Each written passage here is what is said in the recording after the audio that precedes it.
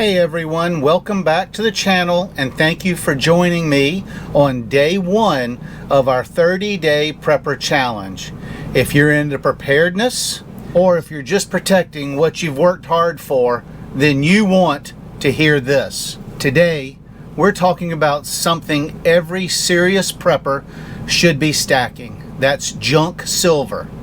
We're going to discuss what it is, why it matters, and how you can get your hands on it before it's too late. Now, last night I went to shopping up at Acme up in Tuckerton, which is not far from here, and in my change I got this coin. It looks like an ordinary nickel, but it's not.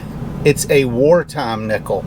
It is a 1945 S.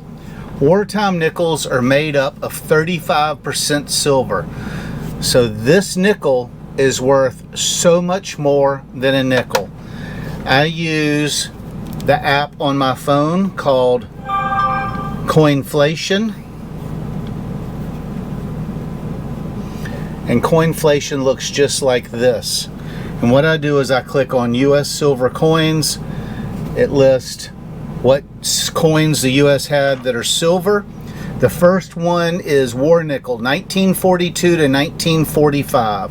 So I entered 1, hit calculate, and it shows at today's silver value that war nickel's worth $2.36. Now, I've never bought any war nickels, but I found that many war nickels out in the wild. So junk silver is not junk. They're silver coins mostly minted prior to 1965. And the 90% coinage includes silver dollars, half dollars, quarters, and dimes. Then during World War II, from 1942 to 1945, they produced the war nickel, which is made up of 35% silver. And you can tell it's a war nickel because above Monticello, there's a large stamp in there, like that one's S for San Francisco. If it's a D, it's for Denver. If it's a P, it's from Philadelphia. So there's 3 different mints. If they've got the big mint mark above Monticello, then you know you've got a war nickel, which is 35% silver. Now, I collect junk silver from all denominations. I got a tube of quarters right here, and it has a different sound to it. So I got a tube of quarters. I got a tube of Mercury dimes right here. I got a tube of Roosevelt dimes back in my safe.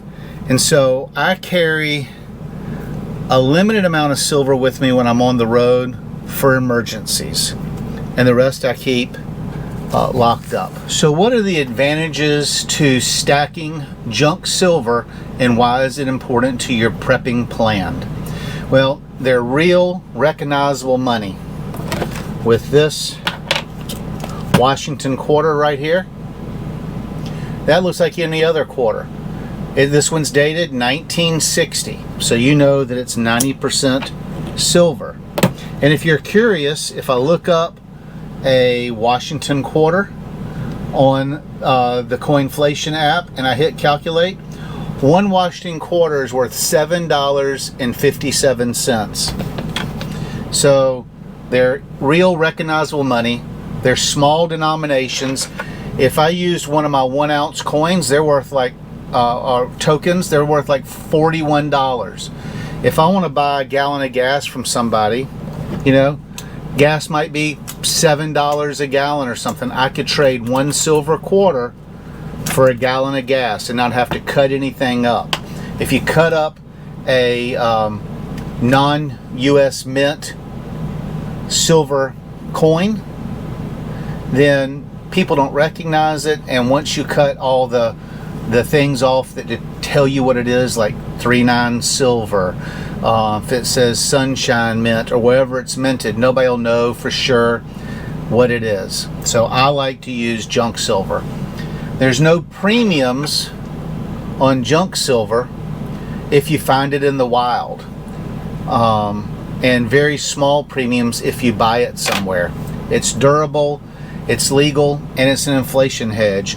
Like that 1 quarter is worth $7.57. If I had gotten that quarter back in the 1960s, it would have cost me 25 cents. So they say it's an inflation hedge, is it keeps up with inflation. So that quarter has the same buying power now as it did in 1960 when it was minted.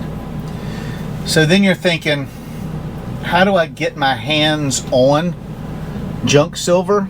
Well, there's several ways. You can go to a local coin shop and buy it, or a pawn shop.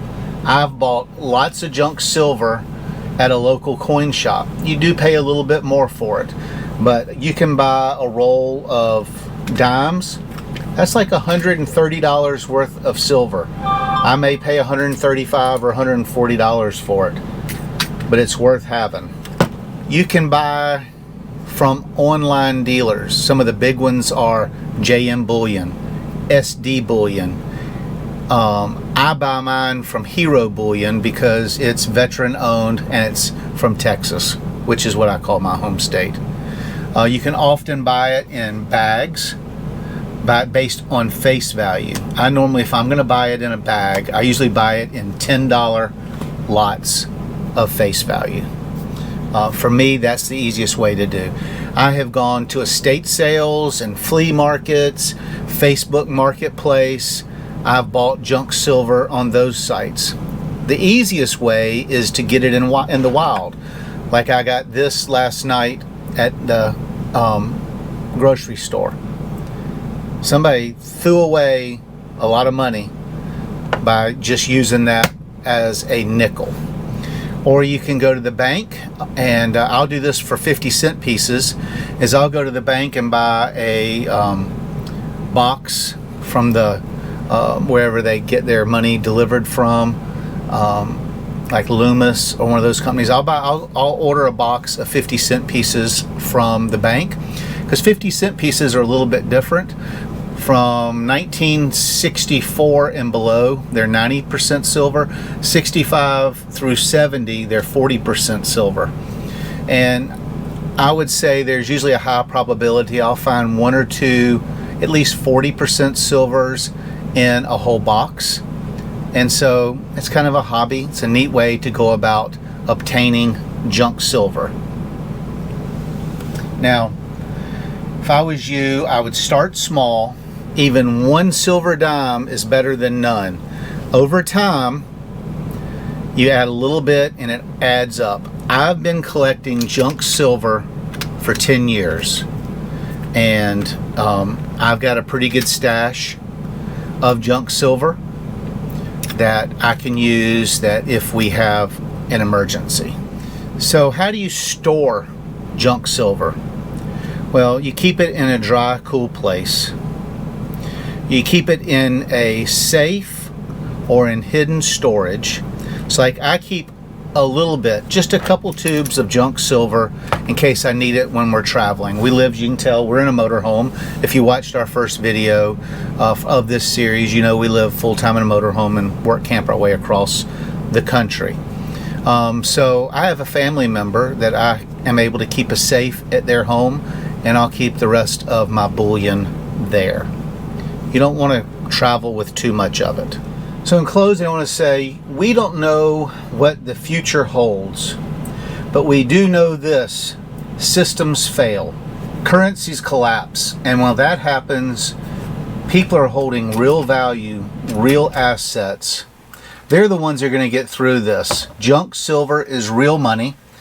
Silver and gold have been trusted for centuries, all the way back to biblical times. It's still out there. I proved that last night by getting this junk nickel, or this war nickel, from the grocery store. You just got to know where to look for it. So I would encourage you to start stacking, start small, start smart. Let me know in the comments, do you already stack junk silver? If not, are you going to start? So I want to say thanks for watching. Stay sharp, stay stocked, and always stay ready. We'll see you tomorrow for day 2 of the 30-day Prepper Challenge.